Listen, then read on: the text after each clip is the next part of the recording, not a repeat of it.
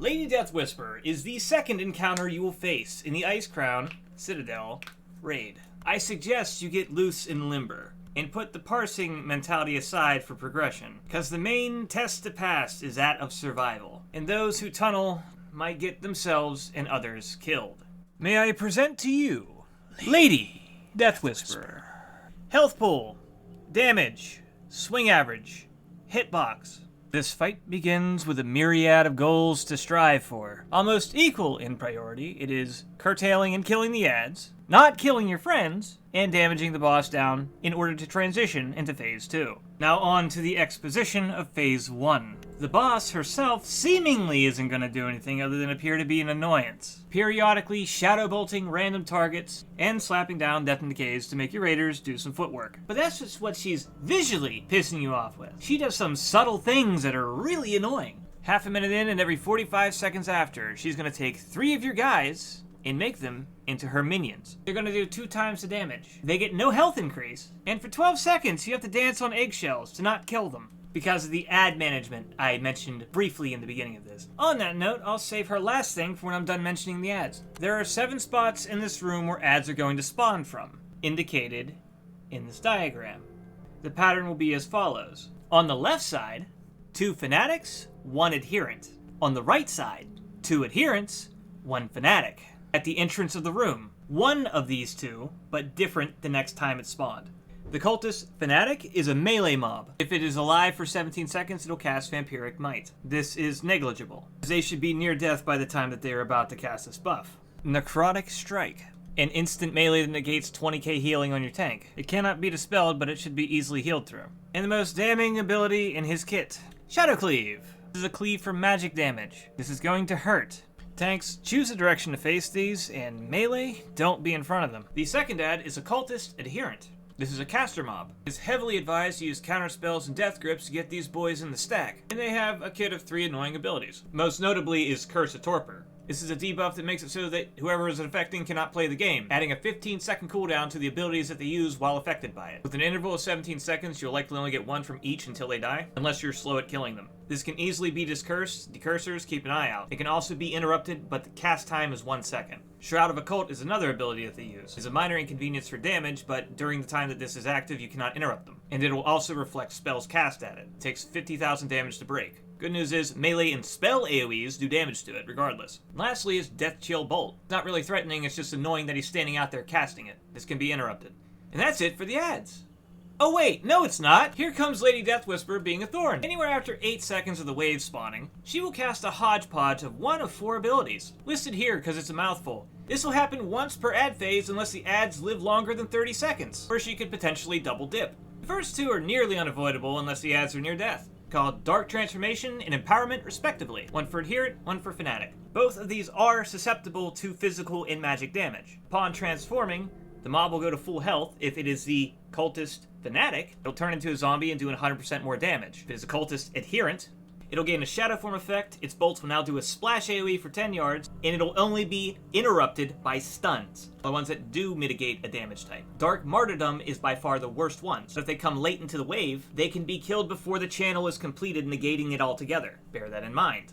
If you know you're not able to kill it before it explodes, get away from it as it produces a damaging AoE. Upon committing Exploding Seppuku, a reanimated Fanatic will come back at full health. It is essentially the same as a regular Fanatic, except now it'll only take damage from magic effects. A reanimated Adherent does basically the same thing, except it can only be damaged by melee abilities. You can look at it as bones equal defensive, empowered equals offensive. And that is all 6 mobs. Strategy for Phase 1. Position your melee near the boss and position your healers behind her. This sets it up so that the cultist Adherent range mobs will very likely associate threat with the healers, thus causing them to come in closer before they start casting. This puts them in an adequate range to counterspell or death grip into the melee clump. Counterspell and death grip should be off cooldown for every ad phase. The ones that are counterspelled should be taunted in. The kill priority is as shown. Adherents and empowered adherents if they come. Empowered taking priority as splash damage is no bueno. Followed by Fanatics, empowered Fanatics, martyred adherent, martyred Fanatic. If you're lucky, she will never choose to empower and only attempt to martyr. If you're extra lucky, she'll do it late. If she does it late, it's likely already AoE'd near death and can be killed before the cast gets off.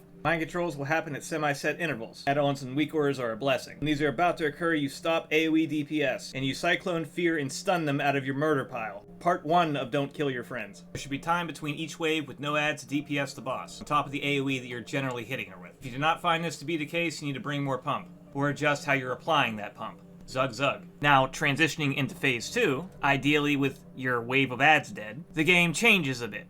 Environmentally, the ads no longer spawn from both sides in the front of the room. They spawn from one side at a time at the same intervals. You will only get 3. They'll follow the same pattern. 2 cast, 1 melee, or 2 melee, 1 cast. The ads will no longer be given an option to transform. However, the boss becomes active and mobile. She cannot be taunted, and she now has a threat table. She melees for a decent amount when she decides to, and she also applies a debuff called Touch of Insignificance to her highest threat target, steadily reducing the threat to generating and making it so you need 2 tanks on her. She no longer casts Shadowbolt, and now opts to do a Frostbolt. This does very significant damage to your tank and should be interrupted at every chance given. It has no baked-in spell lock. Your interrupts decide how long it is locked out. Roughly every 20 seconds, she will do a Frostbolt volley, dealing significant raid damage and slowing everybody by 30% for 4 seconds. She will still do death and decays, and periodically mind control 3 people at a time. And here it is, the thing that you've been waiting for. Summon Spirit and the Vengeful Shade. Upon reaching 95%, she will unlock this ability. She will cast this at the shortest interval of 11 seconds, but it can be elongated. I wouldn't plan heavily around this. But when the last ghost dies is when the next set of bolts can come out. The time variant adding to that is the travel distance of the bolt. Summon Spirit is a cast that sends out 3 bolts that are barely visible. These select 3 players in your raid. Upon the 3 people that are chosen, in a 12-yard radius around them, at a chosen random direction, it will land. Upon the visual hitting the floor, you will see what looks like a faint light pillar and a ghost spawning directly in the center of it. This is the Vengeful Shade. This exists for a total of 8 seconds. For the first 3 seconds, it'll spawn in, idle, and process what the hell it's about to do. It moves at 70% movement speed and will cover a little over 20 yards. It'll choose somebody to follow, and it can change targets to something closer. If it gets close enough to a target to melee swing them, it'll proc the ability Vengeful Blast. This will kill the ghost and also do damage to everyone within 20 yards of the explosion. If you lost your resist buffs, or this is timed with the Frostbolt volley, people are going to die. If 2 of these go off in sequence, a lot of people are going to die. But if you can last out that 5 seconds, that ghost will despawn, and it'll do nothing. And you rinse and repeat the entire phase. Ghost spawns, sits there like an idiot for 3 seconds, follows somebody, disappears. Ghost spawns. Which way do I go? That way! Bye, guys. Just don't high-five the ghosts. Yes, it's kind of hard to see. Acclimate to spotting them, avoid them, and you win. This is a fight where personal responsibility becomes the main issue, and everyone suffers if people aren't personally responsible for surviving the mechanic. A lot of guilds are going to opt to do this fight on normal mode for the first few weeks. On normal mode, Vengeful Blast is a single target damage effect, not an AoE. This is the reason why you survive it on normal. If you can hold people accountable to survive the mechanic, you can get through this on Heroic.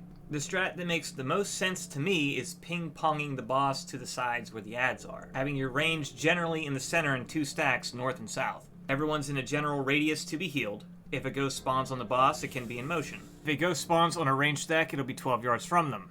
Both of these situations give ample time to notice and maneuver away from the ghost, while also having the added benefit of adding damage to the ads. I have not personally put this strategy to task. The range might have to shuffle a yard or 2 from the center lineup for when the boss transitions to a side. And the only unavoidable visual annoyance is if the summoned spirit picks melee or the tank and it decides to land inside the boss's hitbox, underneath her graphical model, making it hard to discern. But if that happens, and you don't see 3 bolts going to range, if you're moving the boss when the summoned spirit is being cast, this shouldn't be an issue. And on the side with 2 caster ads, I assume you would use your DKs to grip them into the boss to just kill. That is just a suggestion. You could do the strat by adding more stack points. Hell, you could super spread if Faith isn't even on the table. You could keep her parked and spread the entire square and have a murder squad of melee to deal with the ads. This is a heavily based personal responsibility fight. You can either do the mechanic or wipe your raid team. That is bottom line. That is basically everything to surviving Lady Deathwhisperer on Heroic 25. You can practice this on 10-man Heroic, but it is not the same as there are less people and only 1 ghost in that scenario. It is not the same level of danger. If you want to gauge how well you're currently doing, if you're attempting it on normal, go into damage taken and check how many people have been taking melee swings from the ghosts. I would recommend they take a course with Piccolo to learn how to dodge. Wow, he really needs to learn how to dodge. Yeah, I know, still working on that. Thank you for watching. Shout out to anyone who has donated plasma. Here are the sources that I have used. I do not get ad revenue through YouTube, nor do I get paid for the effort that I put into this content. Give me money through Patreon and I'll be both grateful and motivated to create more. I will see you again soon. TM.